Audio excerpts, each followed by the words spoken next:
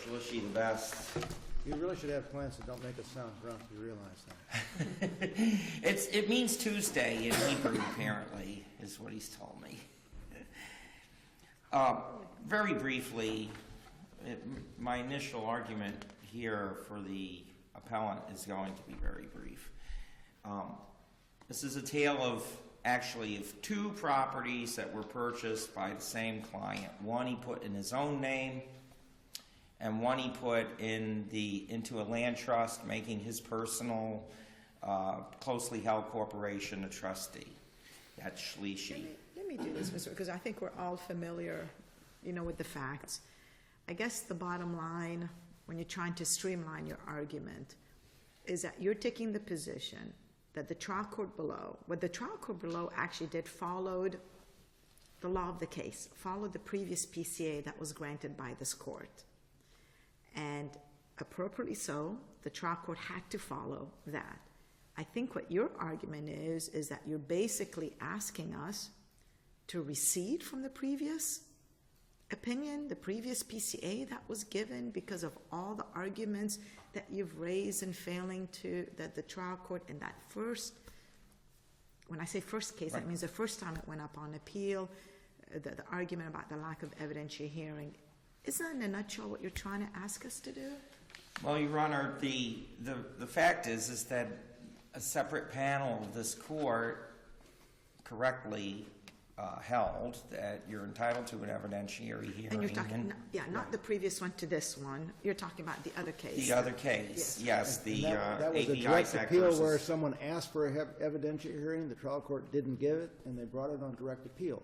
Did you do that last time? Yes, Your Honor. I was the same attorney on both cases. The two cases were heard 2 days apart. They had with the same retired judge, and they had the same, it was the same purchaser at the sale, only placed in two different entities, one individually, one corporate, one trust version, and with the same facts, that there was a sale, the lender came in claiming that their lawyers made mistakes, and so the sale price was too low.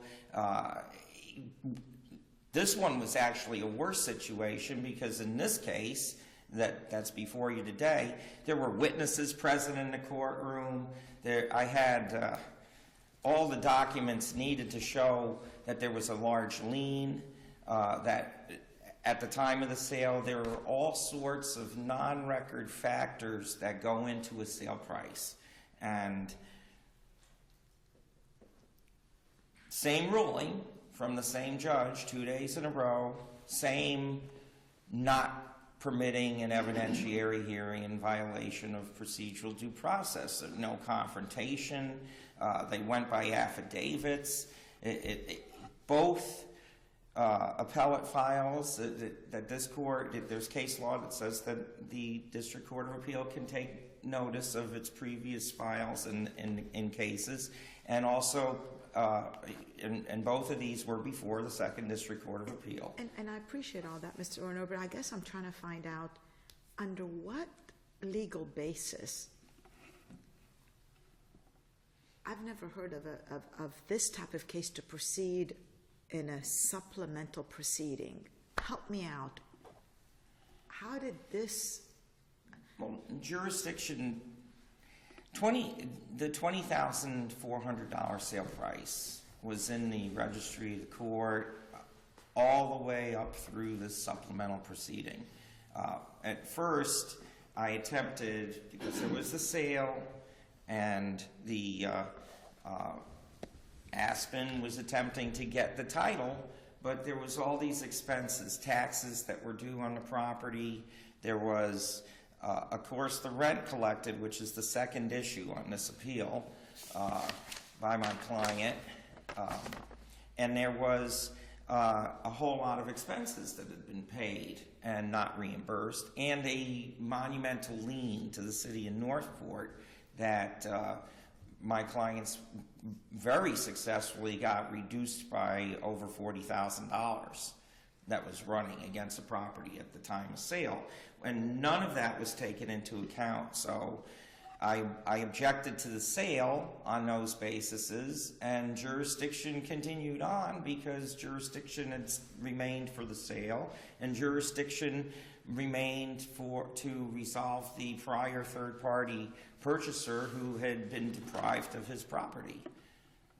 And in this case, in terms of factual history, on that first time around, when there was a motion to vacate filed, your client still, as I understand, continued to get rent for Yes, the property. from approximately 44 days after the certificate of title was the motion to vacate the sale. So that was 44 days after the sale, 33 days after the certificate of title issued. They didn't object in the 10 days after the sale. They didn't. And there was issue, at least in the underlying, again, we're talking about the first, at least based on the allegations here, that there's some issue of notice. Well, there was notice that they were going to try to set aside the sale, Your Honor, but if you get your evidentiary hearing and it's timely, and you present your witnesses, then whether it's a valid or invalid sale, that would be resolved at the evidentiary hearing. If you just look at the foreclosure judgment price and the sale price, it was grossly disproportionate, but there's a lot more factors into that which can only be brought out in an evidentiary hearing. I'll go through a couple procedural things on this if I can. The original case was affirmed by this court in late October. Is that correct? October 22nd, 2010. Yes. Okay. And was there any motion for rehearing en banc in that case? I've got it summarized in my brief here. I did move for a rehearing, which was denied. Did you move for rehearing en banc? I did not ask for en banc. And then the Avi Isaac comes out on what day? I got it here in front of me, I guess. March 11th. March 11th. It was March 11th of 2011. In fact, that was I have March 2nd, Your Honors, but that was actually the same day that I filed a petition for cert with the U.S. Supreme Court based on a denial of due process. And when I received that, I had to file a supplemental brief to the Supreme Court pointing out the case, which it gutted my first issue. I was hoping for a per curiam reversed from the Supreme Court, but they elected not to take up jurisdiction, it being a petition for cert, and now the only issues being financial issues of the individual client. Has Avi Isaac been resolved on remand in the lower court? Yes. And did you win there? We settled, and he kept the property. Okay. And it was an amicable settlement, actually. So this The one... problem we have is that it's outside term of court, it's final, and this panel can't revisit that case here under normal rules of procedure. So we're kind of stuck with that case as the law here, aren't we? Well, if we're taking the procedural doctrine of the law of the case, that would be so. But in this situation, based on the latter opinion of the same court, it's clearly now a void judgment. And since the order setting aside the property... What's a void judgment? The order that was the subject of the first appeal before this court is... I guess that's what I started my question, my initial question about that. And Judge Alterman, I think, is following up with that, where the trial court below did, at least for our appeal here, did what she had to do. There's a law of the case. She had to follow the judgment that was ultimate. When your case was it's over.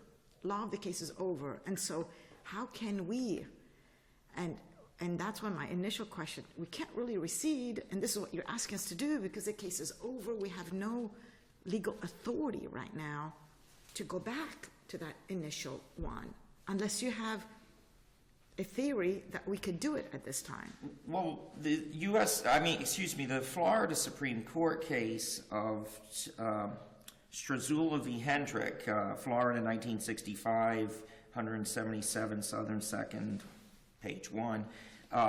It states that the law of the case doctrine is not a straitjacketed doctrine. The law of the case may be changed at any time before jurisdiction is lost if the court is convinced that its original pronouncement of the law is erroneous and such ruling resulted in manifest injustice. But I guess, the problem is that Judge Donlin quashed the certificate of title.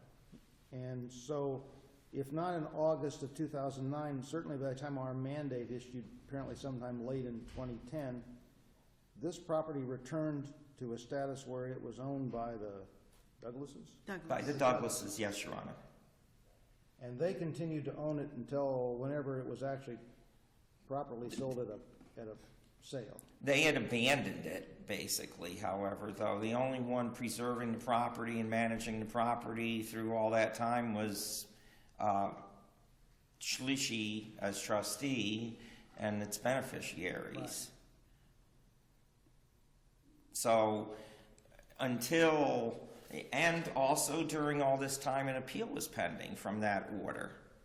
What until the Supreme Court What is the measure of your damages as the party who basically as a good faith purchaser at a sale that's set aside for reasons that are not necessarily of your own making? What are you entitled to get back? That's the supplemental petition. Right. Originally, I tried to do it by motion.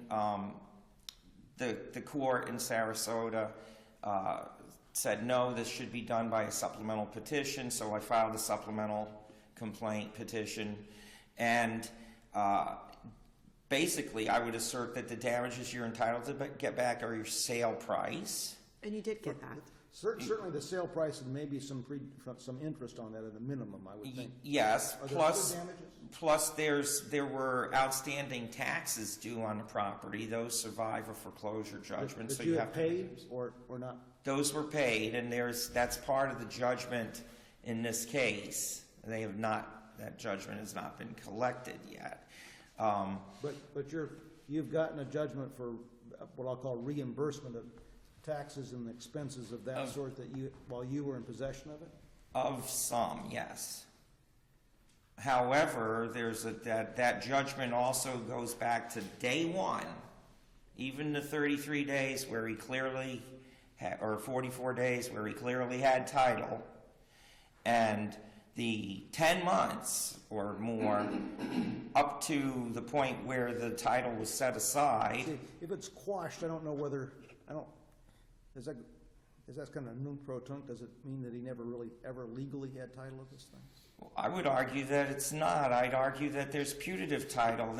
We have statutes, for instance, for adverse possession, Your Honor. If you have color of title, winning at the foreclosure sale, having had at least a certificate of title issued, he had color of title. The client had color of title. So I would argue that that's putative title. Should at least be able to keep the rent for that time. Yeah, talk a little bit about the rent then.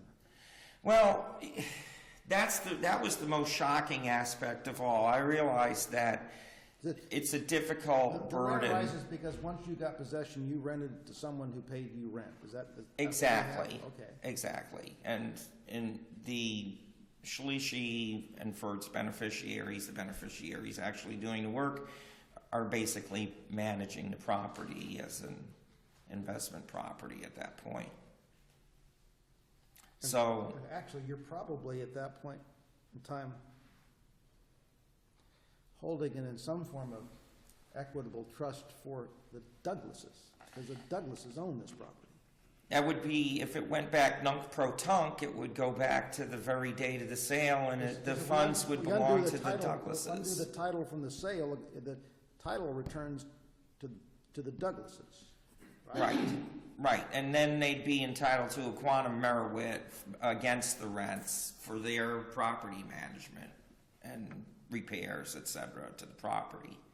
And that could be, as a worst case scenario, Your Honor, the worst case, as I saw it, was the rents would go to Aspen from the time they purchased the property 10 days after at the second sale. The rents would be held for the benefit of the Douglases, subject to any claims of Shlishi as trustee for the period from the setting aside of the title, and then from the time that title issued till the time the title was set aside, those would either be Shlishis or the 44-day later. Okay, the 44-day later time period, and then those would be included with Douglas's. And that's my from the 44 days to the end. Okay. And if I may, a quick thing, Mr. Warner, then the supplemental proceeding, you had the sale price was then left in the registry of the court. Is that correct? Till then, it's been taken by, as a result of the final judgment by Aspen. No, I'm talking about at least the okay, forget case number one. Right. The current one that we're here right now on appeal. I think you've alluded to the fact earlier that the sale price was left in the registry of the court, which prompted the motion or the petition for supplementary proceeding. Am I incorrect? Yes, Your Honor. It was the $20,400 sale price was in there the whole time until the judgment that's on appeal in this case. In this Yes. case. Yes. So, And I moved pursuant to 1.540B that the judgment was void, which is also part of the jurisdiction. Okay, I before guess this my court. question is that there was some discussion regarding any fees that your client has incurred and you've indicated that the court made some determination in making in returning that sale price to you, that you were awarded some measure of damages regarding some of the either taxes that your client have paid or anything of that nature. It was basically just the taxes. Okay. There was some other very tiny amounts, but very, very tiny amounts. Okay. But it was basically just the taxes that were paid, that Okay. were due on the property.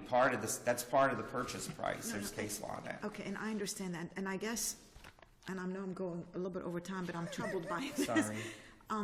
So what other thing that you're seeking now? You're making a claim for the rents, that maybe part of it should be given to your clients, or are you making claim for maybe other taxes that your client have paid that you're not getting reimbursed? No, Your Honor. The second part of the brief is only about that the court awarded all the rent collected to day I see. one Okay. of A.V. Isaac Okay. Shlishi, the best owning And the I property. understood that, but I thought in the question exchange, you said something different. Okay, Oh, I okay, I'm understand. sorry. No problem. Thank you. Thank you. Thank you.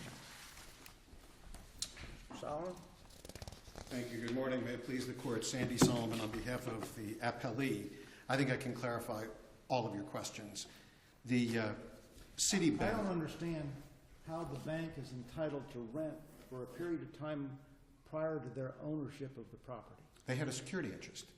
It's a question of there are three people who can make a claim to the rent. There's the interloper who had zero rights. There's the secured lender Well, who the had interloper is the one taking care of the property. So for the Right. moment, we'll call him a caretaker. Okay, he can be a caretaker, and to the extent that he had expenses associated with that caretaking, that was the purpose of the February 2013 evidentiary hearing. That's why we said you needed to file a supplemental complaint identifying what it is that you're claiming to be owed to you, because it was proceedings or facts that arose after the original pleading in the But case. in the foreclosure judgment, did you get entitlement to rents? Got a foreclosure of all of the rights of the lender at that time. That was option one. We took an assignment of everything that option one had: the loan documents, the final judgment, and the assignment of rents was included as a separate From the rider. entry of the foreclosure judgment until the time of sale. That belonged to the lender. We stepped into the shoes of the lender. If the Who had the right of possession between foreclosure judgment and sale? the owner of the property. Okay, so If why you- doesn't the owner get the rent? Oh, that the owner could get the rent. The owner, we're Why not do you here. get the rent? We're not. I Well, don't we're not, understand. we're not here. You weren't renting it, you didn't own it, you were looking forward to a foreclosure sale that unfortunately took a long time to get to. Against my loan. Right. If you don't have like a receiver in possession of the property, how do you get the rent on this stuff? The loan documents were foreclosed.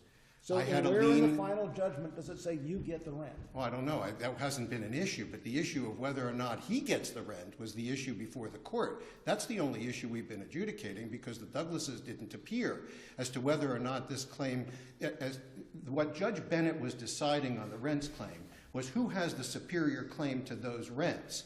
The only arguable claim. I frankly don't see how either one of you have a claim to the rent at all. You're stealing from the Douglases right now, from what I can see.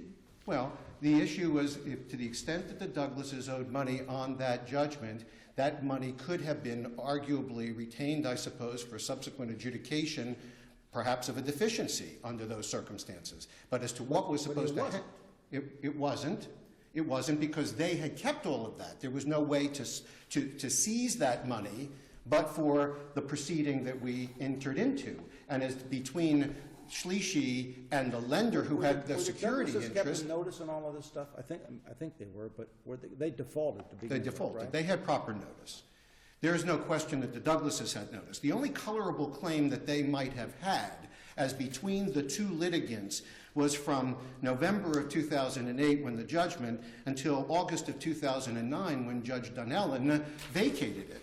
And she vacated it, presumably ab initio. They had no right because that sale didn't take place. It was vacated. So as between the two parties, that money belonged to the secured lender over somebody else, but for the expenses that they incurred. And that was the subject of the supplemental proceeding and also tried. When he says the $7,800 credit that they received, or judgment, affirmative judgment that they received, included really just taxes is not true. They put on a whole battery of evidence of all of their, we said, what else do you have that you're making claim for? And they said, well, we got the assessment reduced from X to 10% of X. Okay, what's 10% of X? And that was all added up into the $7,800. They also got full credit for the $20,400. Admittedly, it was subsequently a set-off. The procedure that Judge Bennett said established was, I can't really establish a set-off. I've been smacked by the appellate court before for doing that, so I'm going to make separate rulings. But that money is still in the registry of the court. If they fail to pay the amount that I adjudicate should be paid to Aspen, the lender, then I'm going to give them credit for that $20,400 that was the purchase price because they can't walk The amount away. paid to them was this rent amount. The only money we've been paid was the amount of the rent money. I'm sorry, the only money that we've been paid is the amount of the sales price. Yeah, but the set-off was because of the rent money. Correct. Okay. Correct, yes. That was the genesis of it because he acknowledged that he had collected over this period of time over $40,000 of rent. They had paid $20,400 into the registry of the court, which in fact remained there. They got a judgment pursuant to the supplemental proceedings for the $20,400 because the sale was rescinded, it's their money, and for all of the other expenses that they claimed. And if they claimed the caretaker expense, 10% override, whatever it was that they were claiming, that was the time to adjudicate that. That's not been raised before Judge Bennett at the trial court, nor an issue on appeal. But to the extent that that is relevant, we have the superior right as to between the two parties, to the extent that this is something that the Douglases could have a claim to. Sure, I can see that, but as between the two parties, Schliessy had no right to that money. May I go back, if I've answered your question about the rent, I just want to clarify, because I think, Judge Kazam, you have it just about right. What had happened was that this court decided the Schliessy City Financial case, you were on that panel, Judge Altenburn, July 8 of 2009. And in that case, it was Judge Carey, trial Judge Kevin Carey had that, and it was a mess. I mean, it was unsigned documents, and the day before the hearing, and the documents were sent to Schlichty by regular mail. I mean, it was a complete mess, no question, and that was before the court. On August 20 of 2009, 6 weeks later, was the first of the hearings in these, what he called the companion cases, because he had 2 of them. Judge Nowen ruled the same way on August 20, 2009, and on August 21, 2009, in the 2 different cases. One was, we'll call the option 1 case, our case here. The second one was the Avi Isaac Wells Fargo case. We'll call that the Wells Fargo case. No evidence was allowed, but they had full opportunity to present the issues and the things before them. I don't know what the court was thinking, but the order entering that was the subject of the first appeal was entered on August 31, 2009, and then this court decided by PCA, on which Judge Morris sat, that on October 22, 2010, and that was subject to a motion for rehearing, not en banc, which probably could have been a different issue. And then the second case, the Wells Fargo case, was then decided by this court in March of 2011, 4 or 5 months later. Do you know when our mandate actually issued on that October 22nd? I do not. I do not. I'm sorry. I did not. Our records would show. Yeah. I did not. Then they waited. After that, the Avi Isaac Wells Fargo opinion was issued in March of 2011. They waited another 20 months until they filed the motion to vacate that actually took these proceedings before Judge Bennett and gave rise to this appeal. It was coupled before Judge Bennett with the proceeding supplementary that we talked about for the money issues.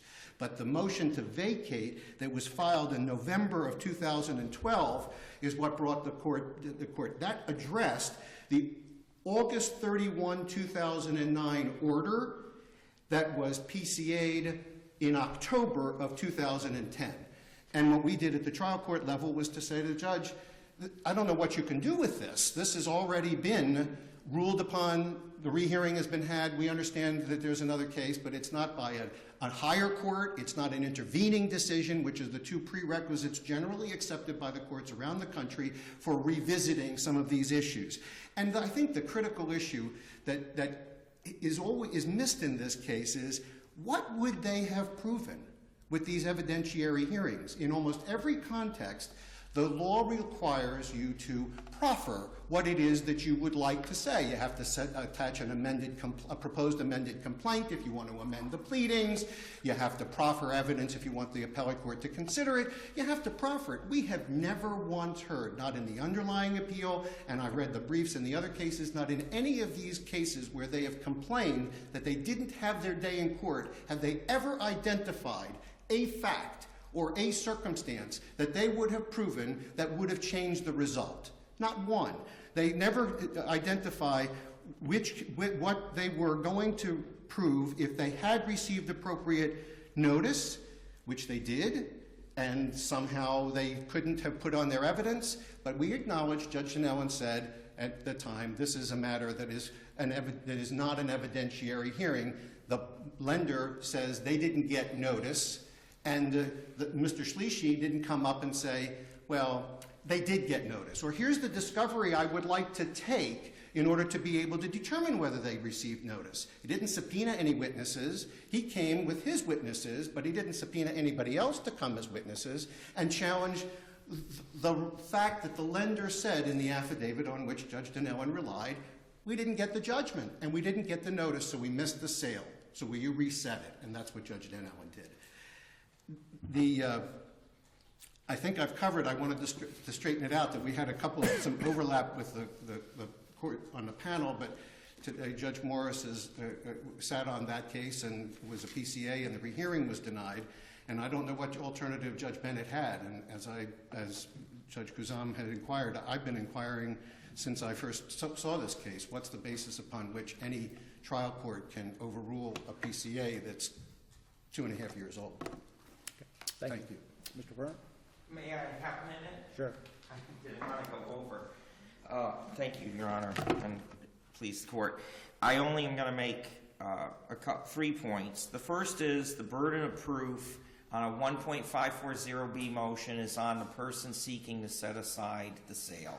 It's not on the new property owner who has a certificate of title. The second is, and that's well settled in Florida. The second is, this is a void order because when it is not sufficient for due process to merely say, oh, well, we're going to have a hearing and you can come and you can bring your witnesses, but they can't talk. You can bring your evidence, but you can't place it in. And we're going to give affidavits to the court and counsel's going to give a summary of her arguments, the opposing counsel, but you can't cross-examine anybody on it. That's not due process or an evidentiary hearing. And the third point is that we believe we'd be entitled to the rents until the order was until the certificate of title was actually set aside. But be that as it may, if it was when they filed their motion, would be when the rent would get cut off after 44 days. Be that as it may, it's the Douglases. It's the same as if there's lost or money sitting in a bank account. It would go to the Department of Revenue, but the court still has jurisdiction for any claim that would have been made for management fees, quantum merriment. That's it. Thank you. Thank you. That concludes our docket. Thank you. Court's adjourned.